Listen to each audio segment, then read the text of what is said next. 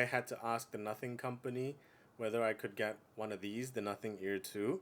And fortunately, they gave me exactly what their company promises, which is absolutely nothing.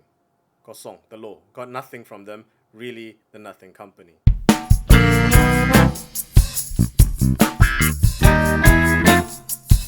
Our friends at KL Gadget Guy, Good Deals by KLGG, has sponsored this video and gave us one unit to review, and that is exactly what I did. So thanks for nothing.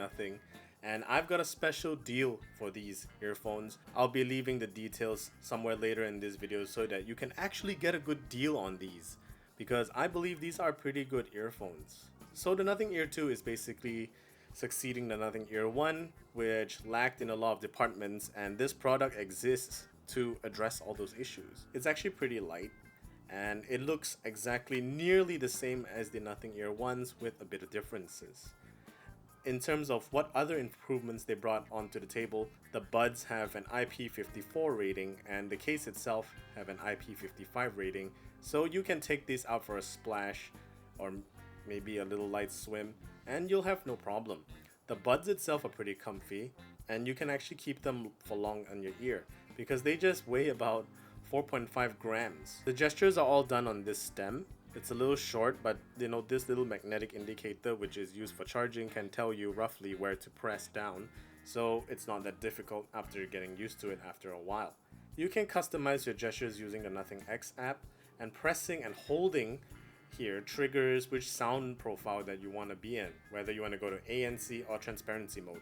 You can also adjust volume levels by assigning it into the 2 pinches and hold gesture, and you can choose whether the left earbud can help increase your volume or the right earbud can decrease your volume, or either way, whichever you prefer, the app will do it for you. Absolutely easy. Connectivity is actually not bad here. You have Bluetooth multipoint so that you can have that dual connection between maybe a computer and your phone or between 2 phones. And it's a new addition to the Ear 2, which allows you to pair earbuds to 2 audio sources simultaneously.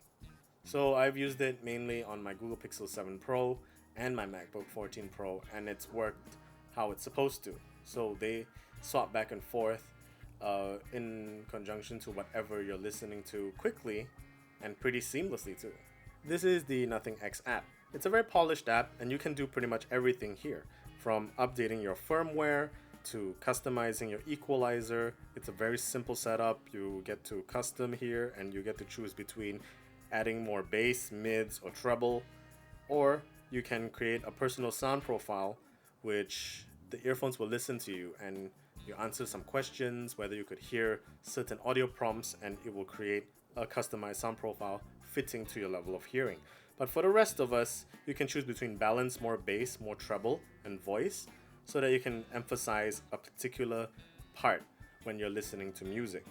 So as for noise control, it's very simple. You can choose between noise cancellation, transparency. So you can choose between the levels here, which is pretty straightforward. And there you go. The Nothing X app is pretty good, especially for people who don't have a Nothing phone. But if you do, it's pretty seamless to use it. It's already integrated seamlessly into your system. So let's get to the more important bit. How do they sound? For the average consumer, it does pretty well. It's just loud enough with a good helping of bass and treble, which makes overall basic listening pleasant. You have 3 codecs to enjoy, which is your high-res LHDC followed by Apple's AAC and the standard SBC, making it a decent choice if you're on either Team Droid or Apple. However, to the tuned ear, you'll notice that the higher mid frequencies are actually really loud. The bass and treble are actually exaggerated to give it a bit more oomph, which I would say is a sensible move considering the Ear 1s lacked both those things, even with the app support. This is a fundamentally better earphone compared to the Ear 1s, and honestly, I feel like this is what the Ear 1s should have been, but never try, never know, right? How would you improve otherwise? I overall enjoyed rock music, pop, and some orchestral music, but if you're into percussion and cymbal heavy music, the treble might just be a turnoff because of just how exaggerated it can be. Still, you have such a robust app, and with an easy to navigate equalizer, I'm sure you can tune out and compensate the missing points easily. As for ANC, well, it can filter out busy cafes and restaurants, but not so much on traffic even if you've set ANC to the max. You can still hear car horns and mass movement of vehicles, but to be fair, not all earphones can do that very well, and this only costs $5.99. For the most part, it'll dampen external noises well enough, but it's certainly not the best, as the best honestly costs way more than this, so you pay for what you get here. And well, as for battery life, it lasts about 6-ish hours with ANC on, which is the whole point, and if you turn that off, it's about almost 9 hours. I mean, just use the ANC, that's kind of like the whole point. Transparency mode pretty much uses 6 hours as well, and the case gives you at least 3 full charges, so you can actually go bonkers for all day if that's your thing. Well, if you felt that the Ear 1s were inadequate, the Ear 2 addresses those issues on almost every dimension, from sound quality, out-of-the-box tuning, and most importantly, ANC. And also, you can enjoy some high-res codec support if you actually listen to high-res music on your phone. The next person that I would recommend this for is obviously nothing phone users, I mean, come on. It's made by the same company, you can enjoy that seamless integration without installing extra apps, and obviously it matches the aesthetic. And for the last person, I would say if it's for that someone who's on a very specific budget, I would always recommend people to buy earphones that are between 500 to 600 ringgit, and this is $5.99. You can either wait for a sale to drop to $5.49 or even $4.99 if you're lucky. But if you use my code ZenIsNothing on the KLGG Good Deals website, you get instantly 50 ringgit off, instantly turning this from $5.99 to $5.49, and that is actually a pretty good deal. So if you want to ask that question, will this be the AirPods for Android?